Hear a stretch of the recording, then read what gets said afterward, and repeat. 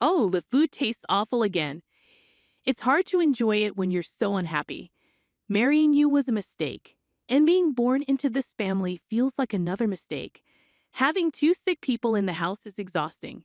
Whenever my husband looks at me, he just complains. I don't want his words to upset his sick parents. My name's Chloe. I'm 34. We've been married for 5 years. We met through a friend when I was 29 and my husband was 31. After finishing college, I lost both my parents to illness one after the other.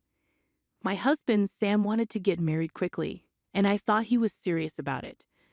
But now I think he just didn't want to be left behind because all his friends were getting married.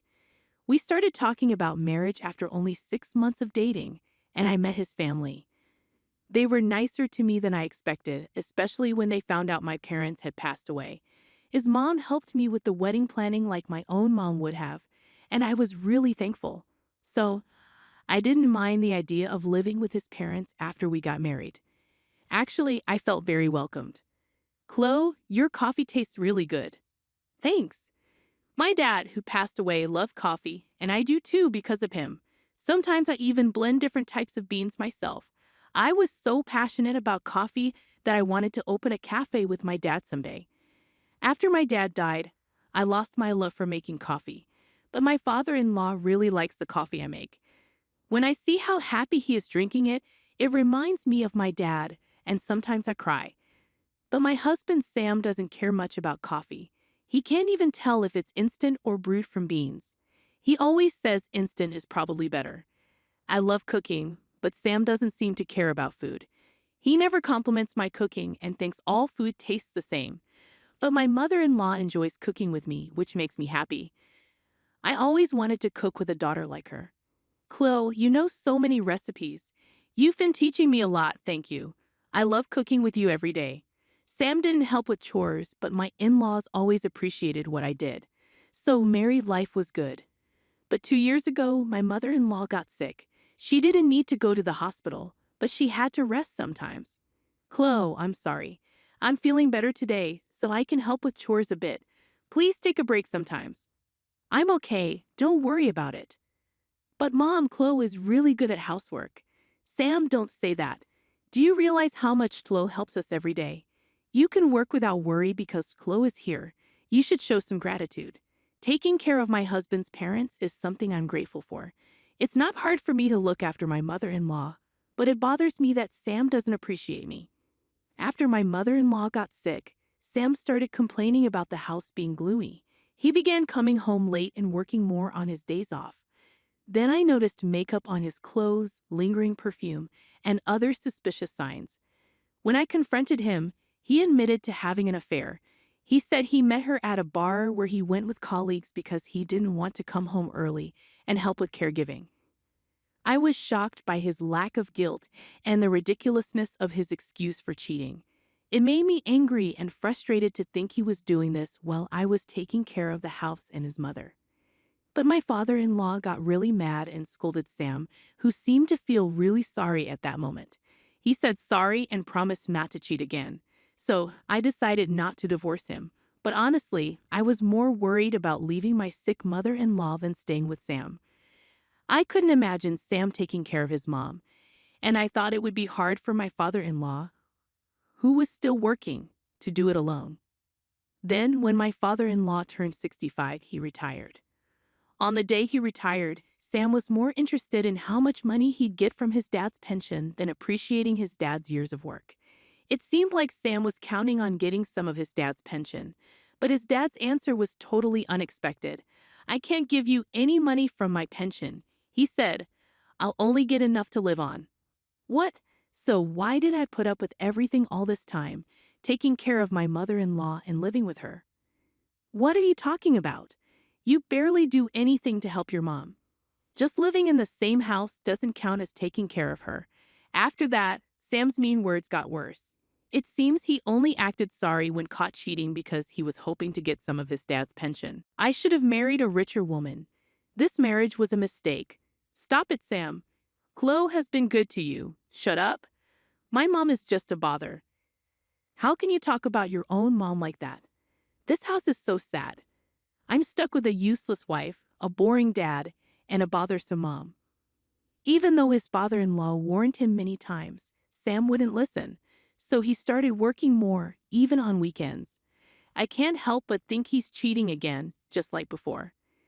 But then my father-in-law fell in the garden and hurt his back badly, so he couldn't get out of bed. Taking care of my in-laws was hard, but they cared for me and always seemed sorry, so I didn't mind too much. But it bothered me that Sam wouldn't help at all. I'm sure my in-laws would be happier if their own son took care of them instead of me, who isn't related by blood. Sam, can't you help with your parents?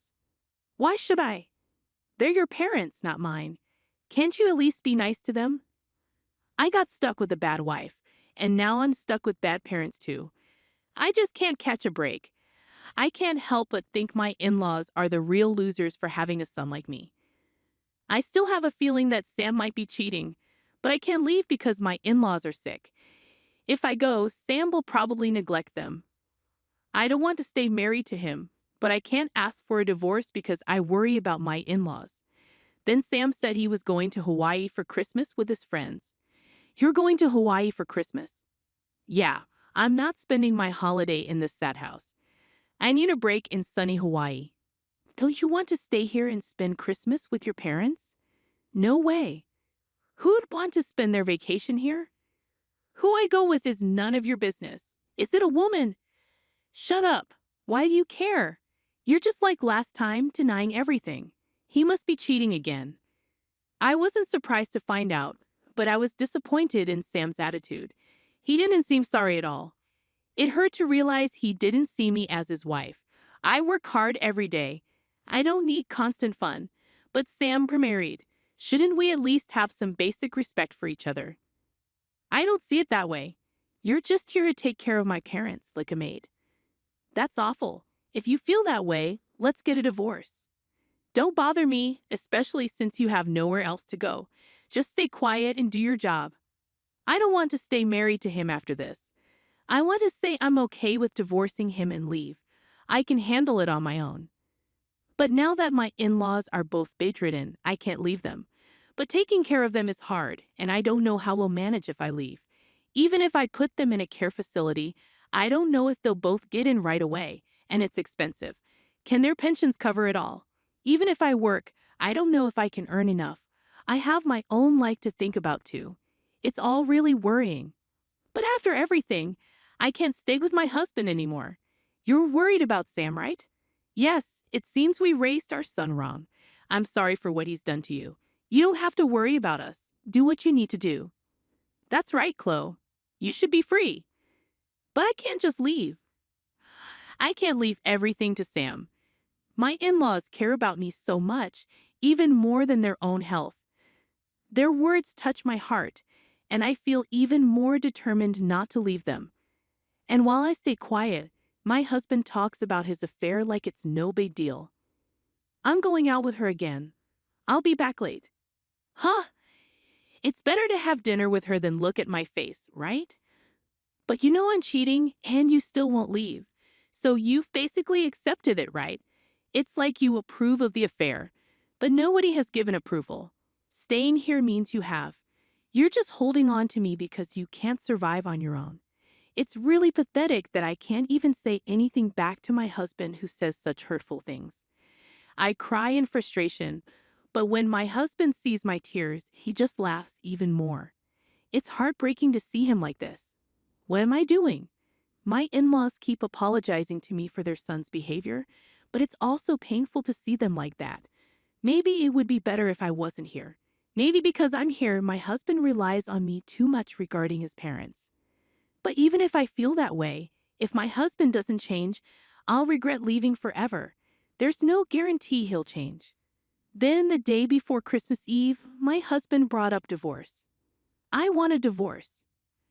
I prefer younger women. Huh? But you can stay here as a housekeeper, meaning things will stay the same. You'll live here for free, so think of it as your salary. With that, he put a signed divorce form in front of me. I understand. Of course, I won't become a housekeeper, as he suggests. But I also don't want to be his wife anymore.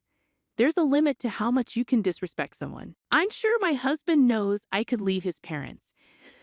That's why he can say these things so boldly. Knowing that makes me even more angry and frustrated. Well, take good care of them, okay? The next morning, my husband left happily for his trip to Hawaii. Even if I left him, I wanted to stay with my in-laws, but it wasn't that simple. I had to let Christmas pass without him. But without him, the day was peaceful, with no complaints. The three of us enjoyed Christmas dinner together, laughing while watching TV. Even though I knew I had to think about the future, I wished this peaceful time could last forever. And then, from the TV, I heard the Christmas song start. Merry Christmas, I'm used to. Suddenly, my father-in-law sat up in bed. All right, let's get going, dear. Okay, my mother-in-law replied as she quickly stood up. What's going on? Merry Christmas, Chloe. Merry Christmas. Merry Christmas, but is your back okay? How are you feeling? When I asked, they looked at each other and smiled. Then my dad gave me surprising news. On December 30th, my husband Sam came back from his trip. He called me sounding panicked. Hey, what's going on? Where are you? I can't reach Mom or Dad. Well, your parents have been busy with Christmas stuff, so they're resting. Where did you take them? Did you kidnap them? No way. They decided to go on their own. They were supposed to be unable to move. You took them without asking? They can move around just fine on their own. What? As soon as the Christmas song started, my in-laws stood up. Seeing my shocked face, my father-in-law said, "It's time for a fresh start," and laughed. Turns out his back pain had healed, and my mother-in-law had gotten better over the last 6 months. But because of Sam's mean words, my father-in-law made a plan.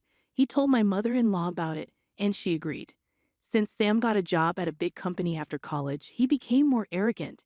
He'd often stay out late, but they weren't too worried because he was single. When he married me, his parents hoped he'd settle down.